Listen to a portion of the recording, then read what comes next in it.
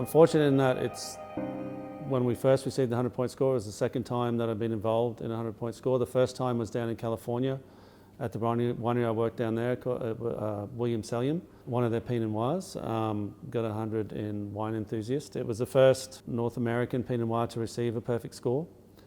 And I remember Bob Cabral, the winemaker there at the time, for him, he found it was very much a momentous occasion, not so much for him personally, but for the winery, but more importantly for the region, for California and for California Pinot Noir in itself.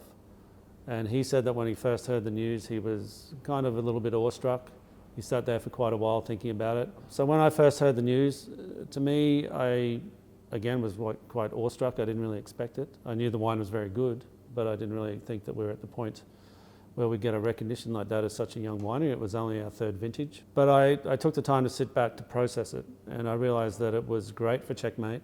But I realised it also meant it was also for the Okanagan and for Canada to finally get that acknowledgement that you can make a perfect wine. That to me was groundbreaking, and I was also extremely happy for our viticultural team. And the perfect score couldn't have been achieved without the work that they did in the vineyard and that their teams did. But there's a synergy that has to happen to create these wines. They're made in the vineyard as much as they're made in the winery. And as a winemaker, all I can really do is shepherd through the quality of the grape that I receive. So another question I often get asked is, what makes Jagged Rock so special? The vineyard itself, to me, is a very spiritual place. That spirit comes through in the wine. It's a very unique wine. It's a wine like no other wine that we make. So you get this wine that's very floral, very flavorful, nice and fresh, and extremely long on the palate. And instead of getting these kind of whetstone mineral characters that we get on Golden Mile Bench, over on there on those sandy shores, you get this little hint of sea salt kind of character coming through, which is a very pleasant characteristic in Chardonnay.